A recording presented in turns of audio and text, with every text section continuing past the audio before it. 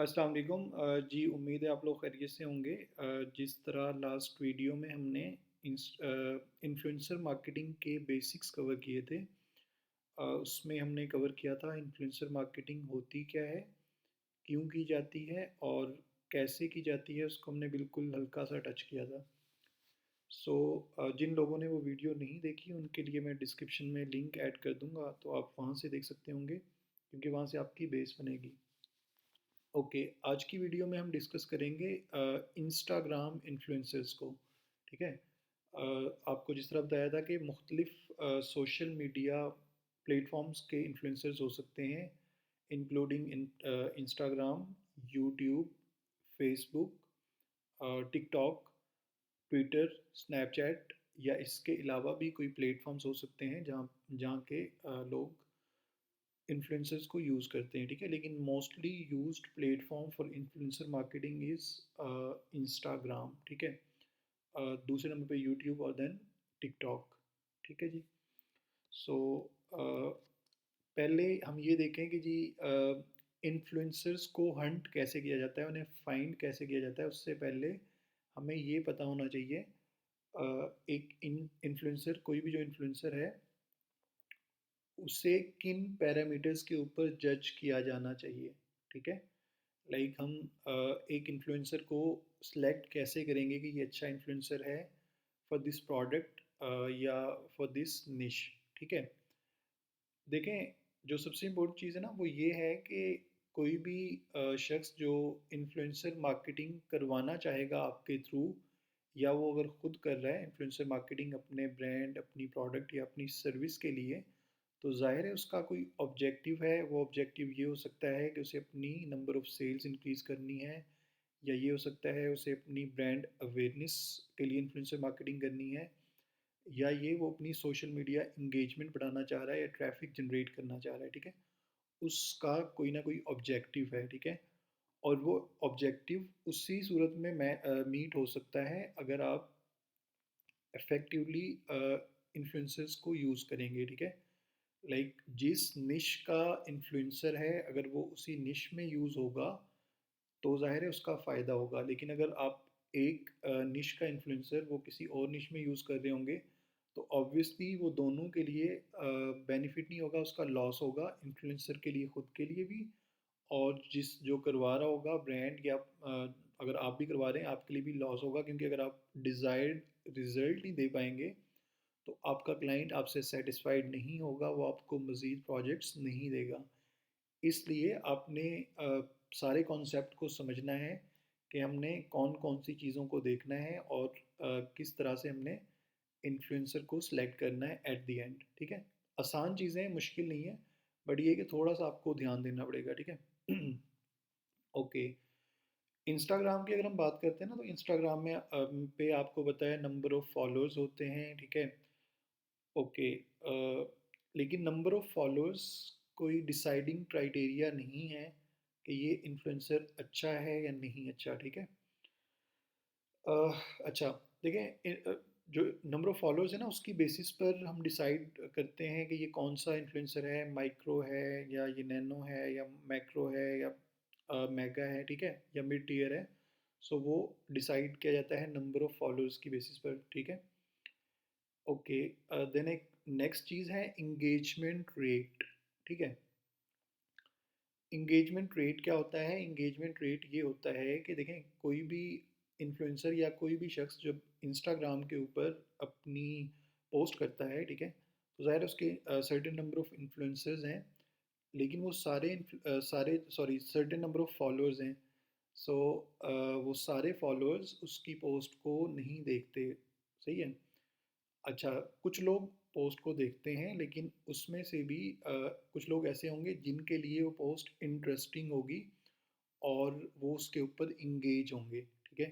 क्योंकि हर बंदे के इंटरेस्ट डिफरेंट हो सकते हैं, एक निश के अंदर भी, एक सब निश के अंदर भी, मतलब आपकी लाइकिंग दूसरे बंदे की लाइकिंग से डिफरेंट हो सकती है। ठीक है।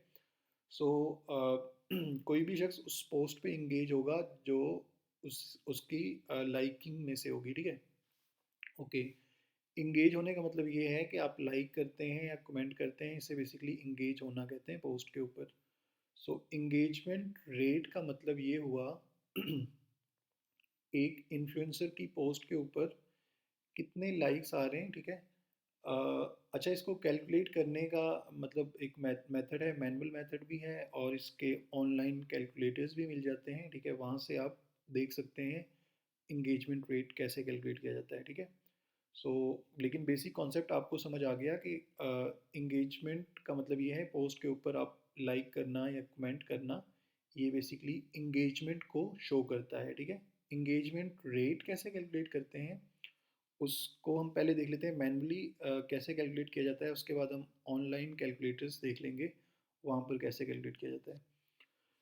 ओके, सो मैनुअली अगर आपने कैलकुलेट करना हो ना, देखें इस तरह की इंस्टाग्राम की प्रोफाइल होती है किसी भी शख्स की, ठीक है।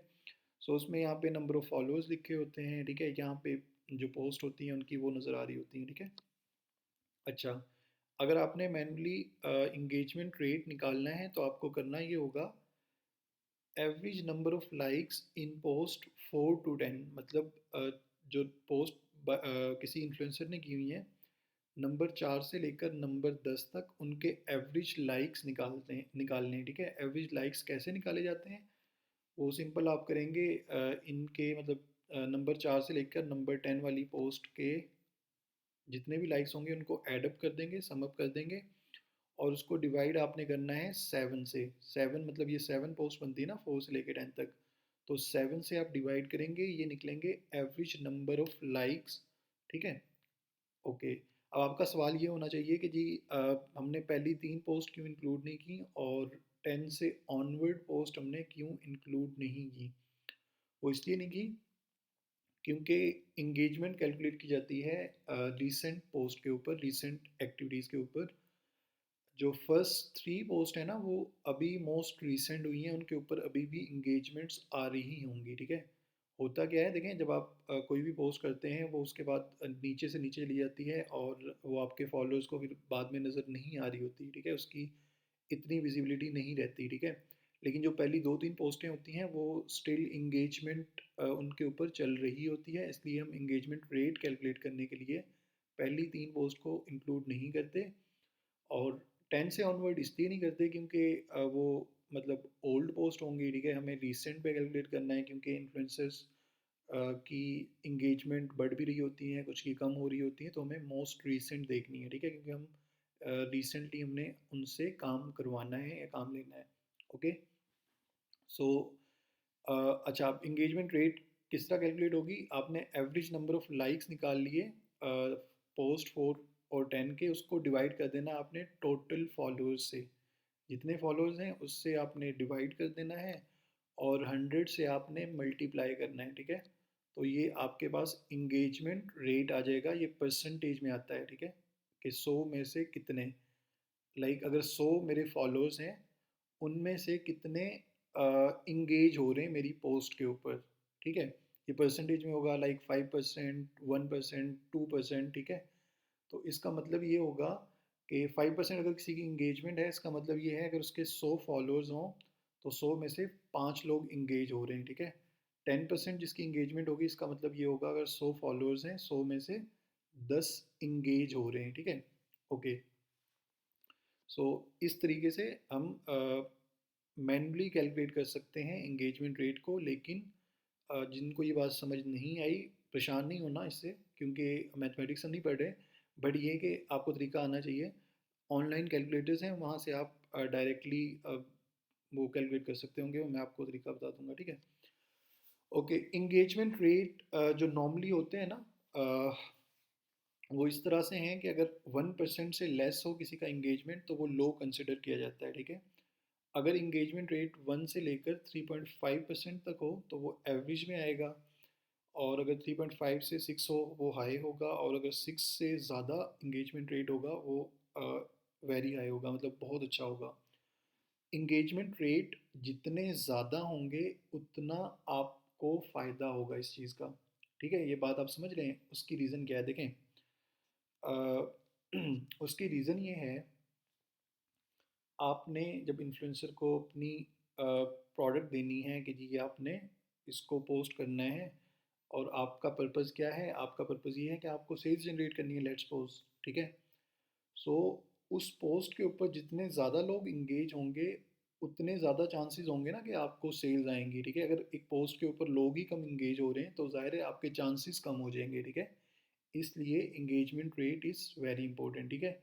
लेकिन इंगेजमेंट रेट इट्सेल्फ, मतलब अगर हम इसे सिर्फ इंडिविजुअली देखें ना, तो ये खुद भी कुछ कोई चीज़ नहीं होती, सही है। सिर्फ मतलब एक आपके पास इन्फ्लुएंसर है जिसका एंगेजमेंट रेट 10% है, ठीक है, लेकिन आपको फॉलोअर्स का नहीं पता, तो ज़ाहिर है इसका बेनिफिट नहीं होगा, ठीक है। इसको चलो हम लेटर ऑन हम इसको डिस्कस करेंगे कि आपने कंबाइनली देखना है, आपने कंबाइन इफेक्ट देखना है नंबर ऑफ़ फॉलोअर्स का और इंगेजमेंट रेट का। आपने इंडिविजुअली अगर देखेंगे वो आपको मिसगाइड कर सकती हैं चीज़ें, ठीक है। तो इस कॉन्सेप्ट को हम मज़ीद आगे जाके क्लियर करेंगे, लेकिन अभी के लिए हम ये देखते हैं, ओके सॉरी, कि अगर हमें कैलकुलेट करना हो ऑनलाइन इंगेजमेंट रेट, हमने ऑनलाइन कैलकुलेटर से कैलकुलेट करना हो तो कैसे करेंगे, जस्ट अ मिनट। ओके, आपने सिंपल ये करना है, आपने लिखना है इंगेजमेंट रेट कैलकुलेटर, ठीक है। आपके पास मुख्तलिफ कैलकुलेटर्स आ जाएंगे। मैंने खैर पहले ओपन किए हुए हैं, ठीक है। चलिए मैं दोबारा से कर लेता हूँ, ये वाला लेट्स सपोज मैं ओपन करता हूँ, ठीक है। और एक मैं ये वाला ओपन कर लेता हूँ, ये दो मैंने ओपन कर लिए, ठीक है। मैंने पहले ओपन किए थे वो मैंने क्लोज़ कर दिए, ठीक है। इसके अलावा भी कैलकुलेटर्स हैं, इनको भी आप यूज़ कर सकते हैं। और इनका ना लेकिन नुकसान ये होता है कि ये मतलब डेली आपको 3 या 4 या 5 इंगेजमेंट रेट आप कैलकुलेट कर सकते होंगे। अदरवाइज़ ये कहते हैं कि आप हमारी सब्सक्रिप्शन लें, हमें पैसे पे करें, उसके बाद हम आपको करने देंगे, ठीक है, लिमिट मज़ीद देंगे। तो पर डेली के 3 से 4 आप कैलकुलेट कर सकते हैं। तो आप डिफरेंट कैलकुलेटर्स यूज़ करते हुए इंगेजमेंट रेट देख सकते होंगे। ओके, सो अब देखेंगे मैंने कुछ इन्फ्लुएंसर्स पहले से निकाले हुए हैं, ठीक है। ओके, ये है वॉच स्टडीज़। ये बेसिकली एक इन्फ्लुएंसर है, आप इसे देखेंगे ना, इस चेक करें ज़रा, इसकी सारी पोस्टिंग वॉचेस से रिलेटेड है, सारी पोस्टिंग वॉचेस से रिलेटेड है। सो देखें, अब अगर किसी शख्स की प्रोडक्ट है वॉच, ठीक है, वो इस इन्फ्लुएंसर को टारगेट करे, इसको कांटेक्ट करे और इससे पोस्ट करवाए, तो ऑब्वियसली इस ये रिज़ल्ट देगा, ये अच्छे रिज़ल्ट देगा, क्योंकि देखें सारी पोस्टिंग ही इसकी इस निश के अंदर है। सो आपको इसका फ़ायदा हो सकता है, ठीक है। ओके, अब देखें इसमें ये जो होती है ना चीज़, इसे हम कहते हैं इंस्टाग्राम हैंडल होता है ये वाला, ठीक है। ये इसके नंबर ऑफ़ पोस्ट हैं, ये इसके फॉलोअर्स हैं, यहाँ पे फॉलोइंग, वो लाइक कितने लोगों को फॉलो कर रहा है, ठीक है। बाय द वे ये इन्फ्लुएंसर है, कहाँ से पता लग रहा है मुझे, यहाँ से पता लग रहा है, डीएम टू क्लैप। अब इसने सारी जो पोस्टिंग की हुई है ना, ये डिफरेंट ब्रांड्स की प्रोडक्ट को, डिफरेंट ब्रांड्स की वॉचेस को पोस्ट किया हुआ है, ठीक है। उनके साथ कोलैबोरेशन की हुई है इसने, ठीक है। और अगर आप इंगेजमेंट देखते हैं, मतलब वैसे ये देखें लाइक्स भी अच्छे खासे आए हुए हैं, ठीक है। ये देखें, अभी देखें ये रीसेंट पोस्ट हुई है, इसके ऊपर लाइक्स कम है, बाकियों के ऊपर तकरीबन आलमोस्ट एक जैसे नज़र आ रहे हैं, ठीक है। ओके। सो चले हम बाकियों को भी देखते हैं थोड़ा सा, मतलब इन्फ्लुएंसर्स को। एक ये इन्फ्लुएंसर है, ठीक है, ये नैनो इन्फ्लुएंसर है, 1006 इसके फॉलोअर्स हैं, ठीक है। ये फैशन से रिलेटेड हो सकता है, लेडीज़ फैशन से रिलेटेड, ठीक है। ओके, एक इन्फ्लुएंसर ये है, ठीक है।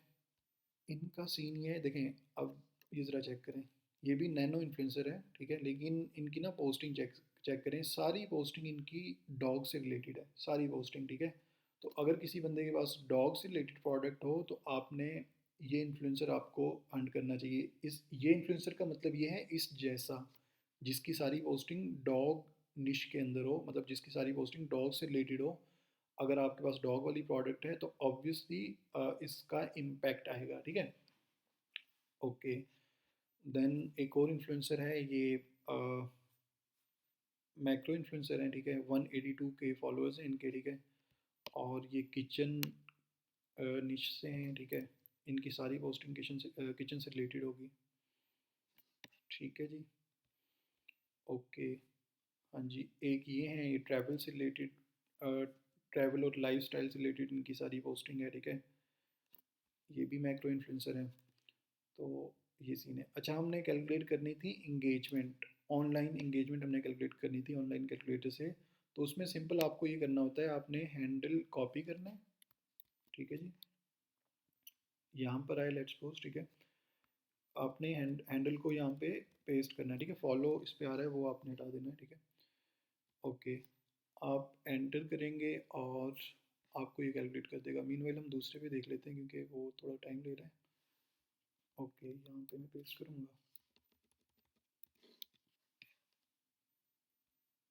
जी, अब देखें, इसने रिजल्ट दे दिए कि उस बंदे के 13,315 फॉलोअर्स हैं, 9.29% उसकी इंगेजमेंट है, ठीक है। ये हम किसकी बात कर रहे हैं? वॉच स्टडीज़ की, जो कि माइक्रो इन्फ्लुएंसर थे जिनकी 13.3 के फॉलोअर्स थे, ठीक है। अच्छा, यहाँ पर भी इन्होंने भी रिजल्ट दे दिए होने चाहिए, नहीं दिए अभी। ओके, मैंने दोबारा से चेक किया इसको। ये देखें, ये भी 13.3 के फॉलोअर बता रहे हैं, लेकिन इंगेजमेंट रेट ये 8.21% बता रहे हैं, ठीक है।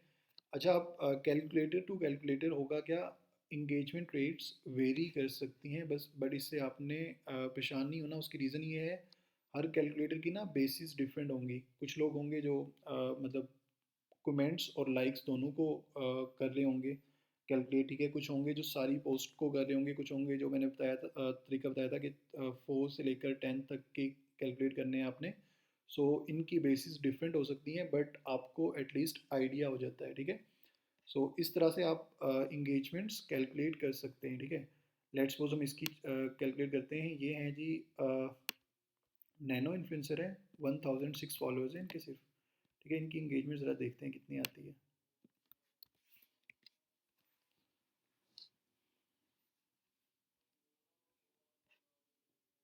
ओके, यहाँ पे भी चेक करके देखते हैं इसको।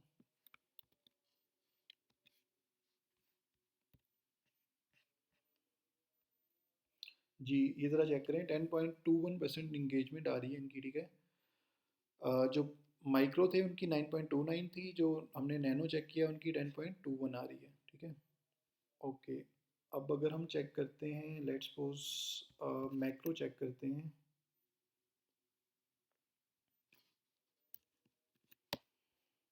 जी, इनका हैंडल ये है। ओके,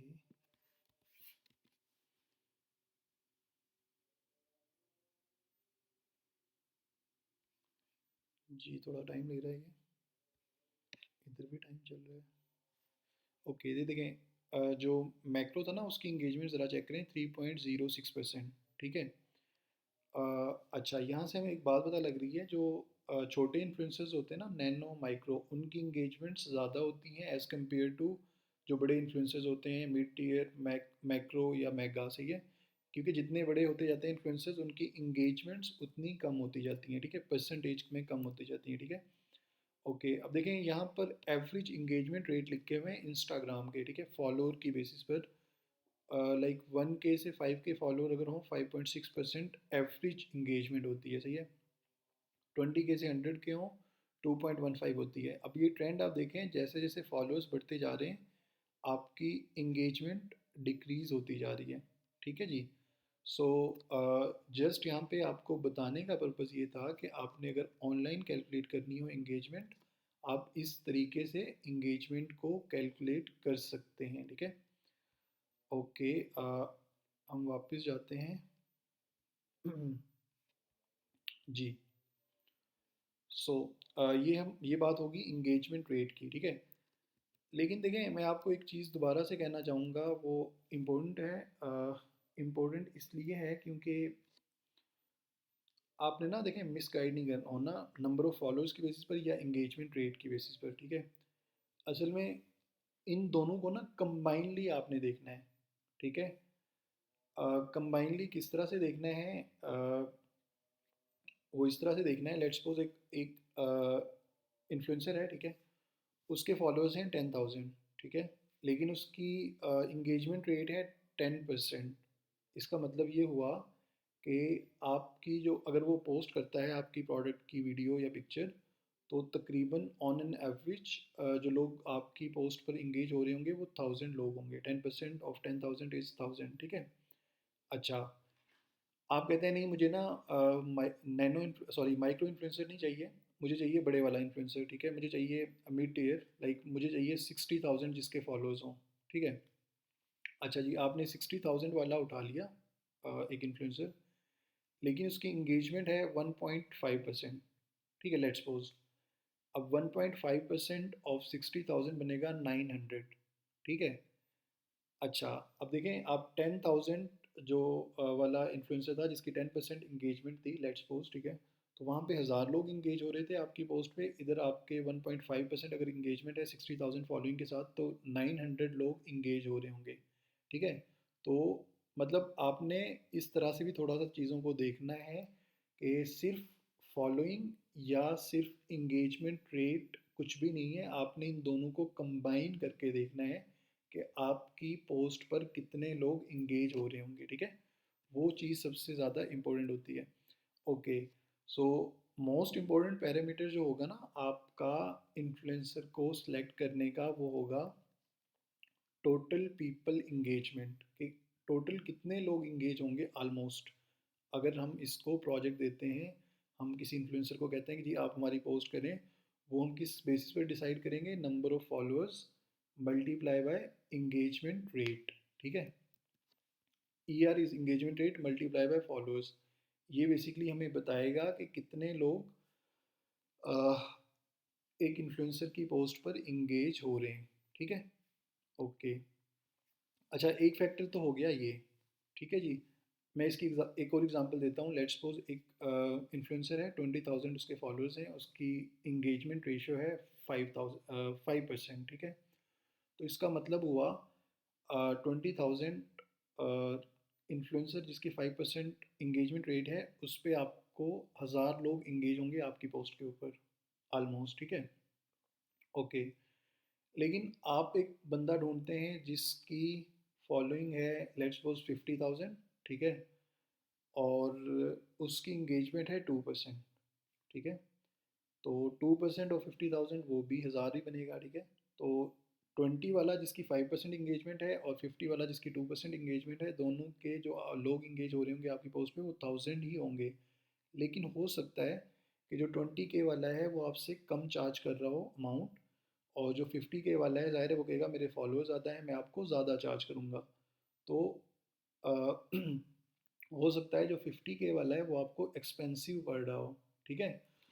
तो इस चीज़ को भी आपने देखना है कि देखें इंगेजमेंट तो चलो आपको आ गई, लेकिन जाहिर है आपने कॉस्ट को भी कम से कम करना है ना, आपने कम से कम बजट लगाना है अपना इन्फ्लुएंसर मार्केटिंग के ऊपर कि आपको मतलब कम अमाउंट में आपको अच्छा इन्फ्लुएंसर मिल जाएगी, आपकी ट्राई होनी चाहिए, ठीक है। वो आपको कैसे पता लगेगा कि कौन सा इन्फ्लुएंसर मुझे कम अमाउंट में पड़ रहा है, कौन सा नहीं, उसके लिए आपको कैलकुलेट करना पड़ेगा एंगेजमेंट प्राइस इंडेक्स, ठीक है जी। थोड़ी सी मुश्किल चीज़ें हो रही हैं शायद, लेकिन ये कि ये बहुत इंपॉर्टेंट है। अगर आपने इन्फ्लुएंसर मार्केटिंग करनी है तो आपको इन चीज़ों का पता होना चाहिए। इंगेजमेंट प्राइस इंडेक्स का मतलब ये होगा कि आप अगर person engage per unit price, ठीक है, लेट्स सपोज आप $1 अगर लगाते हैं तो आपकी पोस्ट पर कितने लोग इंगेज होंगे, ठीक है। उसको कैलकुलेट कैसे किया जाएगा, उसको कैलकुलेट ऐसे किया जाएगा, लेट्स सपोज एक बंदा है जिसकी फॉलोइंग है 10,000, ठीक है, इंगेजमेंट रेट भी 10% है, तो इसका मतलब ये हुआ 10,000 multiply by 10%, 1000 divide by price, अब वो आपको चार्ज कर रहा है $10, ठीक है।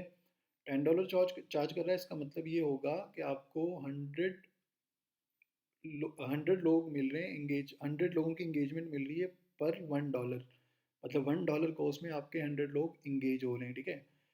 लेकिन on the other hand side आप क्या करते हैं, आपने सेलेक्ट किया 50,000 वाला बंदा जिसकी 2% इंगेजमेंट रेट थी, उस पर भी आपको हज़ार लोग ही इंगेज हो रहे थे, ठीक है।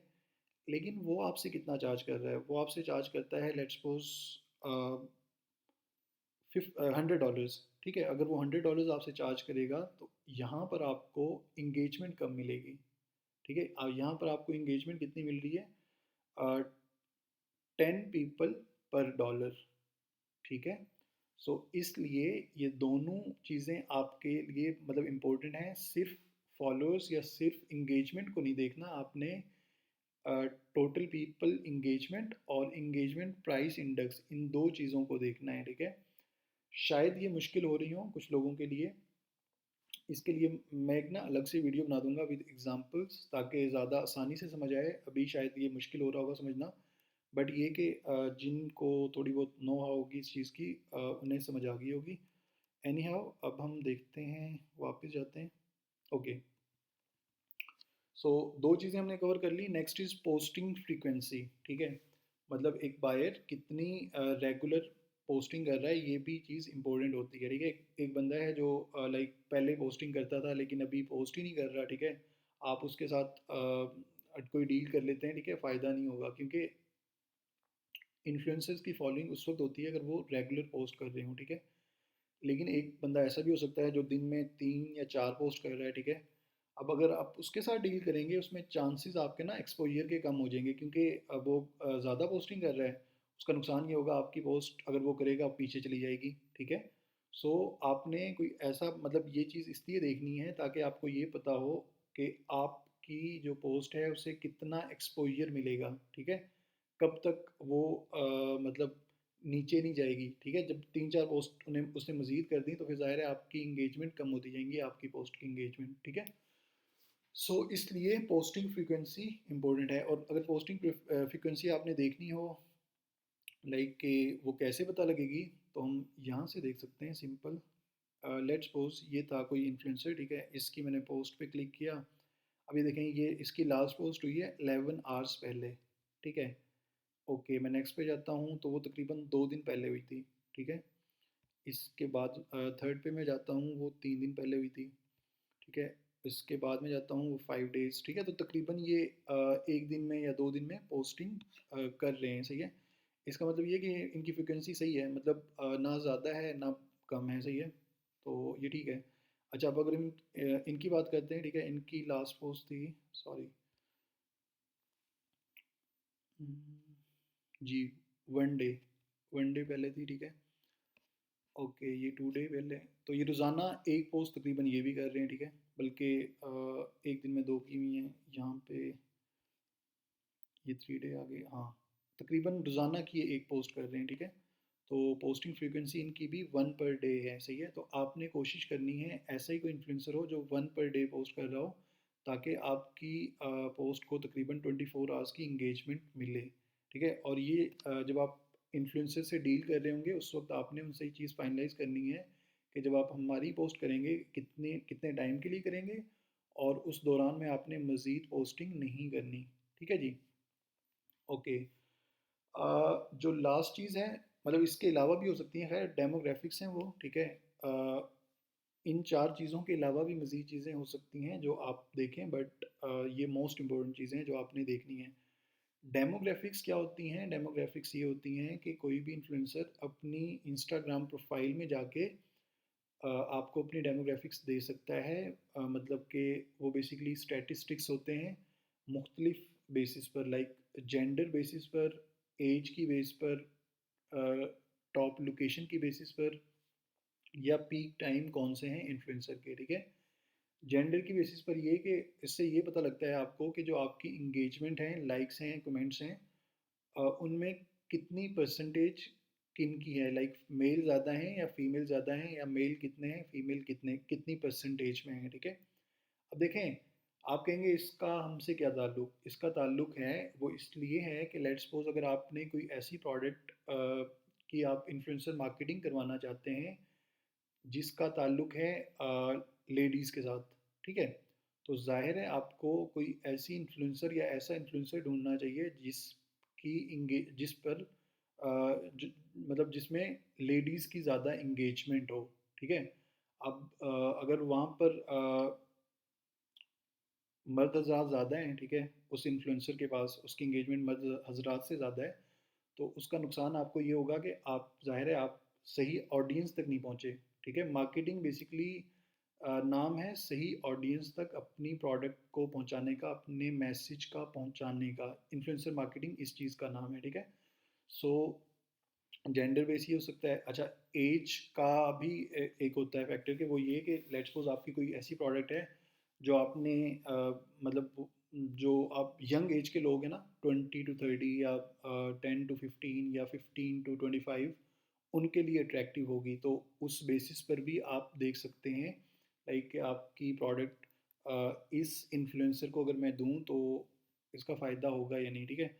अच्छा, डेमोग्राफिक्स बेसिकली आते यहाँ से हैं लाइक कोई भी जो इन्फ्लुएंसर या कोई भी इंस्टाग्राम प्रोफाइल, ठीक है, यहाँ पर आप आते हैं ना, तो आपको ऐसे शो होता है, सेटिंग्स आती हैं, ये इनसाइट्स, इनसाइट्स में आपने आना है, ठीक है। इनसाइट्स में आने के बाद यहाँ पे देखें आपका ना स्टैट्स शो हो रहे होते हैं कि अकाउंट्स रीच्ड, कितने लोगों ने अकाउंट किया है, कंटेंट इंटरेक्शन आ रहा है यहाँ पे, टोटल फॉलोअर्स आ रहे हैं, ठीक है। अच्छा, यहाँ पर आप योर ऑडियंस पे जब क्लिक करते हैं तो आपको ये डेमोग्राफिक्स नज़र आते हैं इस तरह से, ठीक है। एज की बेसिस पर, टॉप लोकेशंस की बेसिस पर, फॉलोअर्स की बेसिस पर और जेंडर की बेसिस पर, ठीक है। एज रेंज में इन्होंने वो बनाए हुए हैं, ठीक है, स्लैब्स बनाए हुए हैं, ठीक है। अब देखें ये वाला जो है ना इन्फ्लुएंसर, उसकी इंगेजमेंट ज़्यादा है 25 से 34 की जो एज के लोग हैं उनसे, ठीक है। तो कोई भी ऐसी प्रोडक्ट जो इस कैटेगरी के लिए सूटेबल हो तो जाहिर है वो, अगर आप इनसे उनकी उसकी इन्फ्लुएंसर मार्केटिंग करवाएंगे तो आपको ज़्यादा फ़ायदा होगा, ठीक है। अच्छा, अभी खैर मैंने ये पिक्चर्स दी हुई हैं क्योंकि मेरे पास वो अवेलेबल नहीं थे। सो आप ना इसको मेन बेसिस पर भी देख सकते हैं, वीमेन बेसिस पर भी देख सकते हैं कि जी उनकी एज रेंज क्या क्या है, ठीक है। अच्छा, जेंडर की बेसिस पर यहाँ पे आ रहा है कि लेट्स लाइक यहाँ पे ना 41% मैन की इंगेजमेंट है, 59% वीमेन की है। सो अब अगर इस इन्फ्लुएंसर की बात करते हैं तो आपको कोई ऐसी प्रोडक्ट चूज़ करनी चाहिए जिसमें वीमेन ज़्यादा इंटरेस्टेड हों, ठीक है, अगर आपने टारगेट करना है। अच्छा, कुछ ऐसी प्रोडक्ट होती है ना, जनरल प्रोडक्ट, जिसमें ये फ़र्क नहीं पड़ता, एज का फ़र्क नहीं पड़ता या जेंडर का फ़र्क नहीं पड़ता, ठीक है, तो वो तो ठीक है।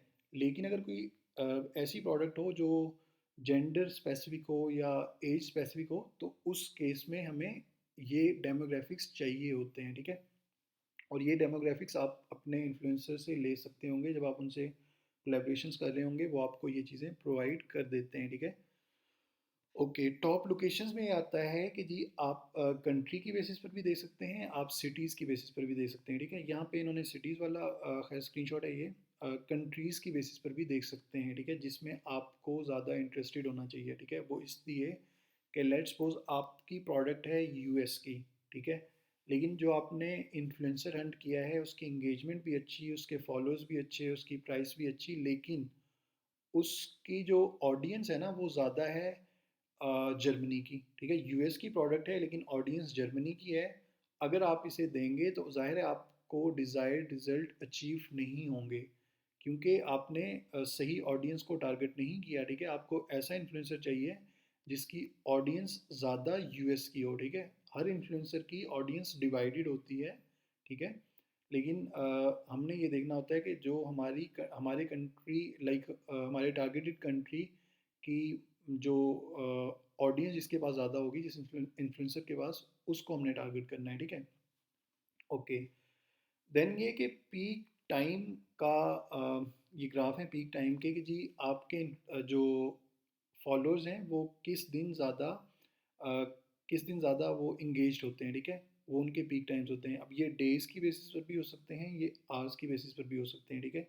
तो ये जो इन्फ्लुएंसर है ना 9 PM पर इनके जो फॉलोअर्स हैं वो ज़्यादा इंगेज्ड होते हैं, 9 PM पर या 6 PM पर भी, ठीक है, सही है।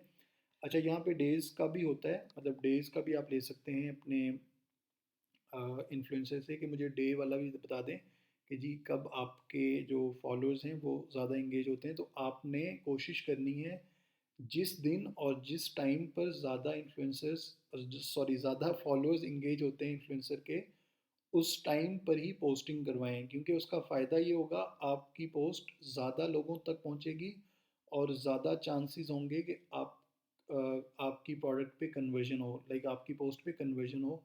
वो सेल्स की फॉर्म में हो सकती है या ब्रांड अवेयरनेस की फॉर्म में हो सकती है, वो जो भी फॉर्म होगी, ठीक है। सो ये चीज़ें हैं, होपफुली आपने इन चीज़ों को अंडरस्टैंड किया होगा। इसमें मोस्ट इम्पॉर्टेंट चीज़ ये वाली थी, ठीक है, इसको अलग से मैं दोबारा से एलैबोरेट करूँगा इंशाल्लाह, ताकि ये ज़्यादा अच्छे से समझ आए, ठीक है। ओके। अब अगेन हमें इसको देखना है, इसमें ये देखना है कि देखें, कोई एक क्राइटेरिया नहीं है आपको सिलेक्ट करने का, आपको सारी चीज़ों को एज अ होल देखना होगा जब आपने राइट इन्फ्लुएंसर चूज़ करना है, ठीक है। नंबर ऑफ़ फॉलोअर्स आपको अकेले मिसगाइड कर सकते हैं, एंगेजमेंट रेट अकेला मिसगाइड कर सकता है, लेकिन आपने इनको कॉम्बिनेशन में देखना है, ठीक है। उसके बाद आपने पोस्टिंग फ्रीक्वेंसी देखनी है, देन आपने डेमोग्राफिक्स भी देखने हैं, ठीक है। अगर आपकी प्रोडक्ट जेंडर रिलेटेड है तो आपने जिस जेंडर से रिलेटेड आपकी प्रोडक्ट है ऐसा इन्फ्लुएंसर ढूंढना है जो उस जेंडर जिसके पास उस जेंडर की इंगेजमेंट ज़्यादा हो, ठीक है। अगर एज रिलेटेड है तो फिर ज़ाहिर है आपको एज का भी देखना होगा। अगर कंट्री रिलेटेड है, ठीक है, अगर आपकी प्रोडक्ट है ही यूएस की तो फिर आपने ज़ाहिर है ऐसा इन्फ्लुएंसर चाहिए आपको जहाँ पे जिसके पास यूएस की इंगेजमेंट ज़्यादा हो, ठीक है। और कोशिश ये करनी है आपने पीक टाइम में आप पोस्ट करवाएं इन्फ्लुएंसर से, उसका आपको फ़ायदा होगा, ठीक है। जी बेसिकली जो वीडियो का पर्पस था वो यही था कि हम इंस्टाग्राम इन्फ्लुएंसर्स का देख लें कि हमें कौन सी चीज़ें देखनी है, ठीक है। इंशाल्लाह नेक्स्ट वीडियो में हम देख रहे होंगे इंस्टाग्राम इन्फ्लुएंसर्स को हंट कैसे किया जाता है। थैंक यू सो मच जी। जज़ाकल्लाह। अल्लाह हाफिज़।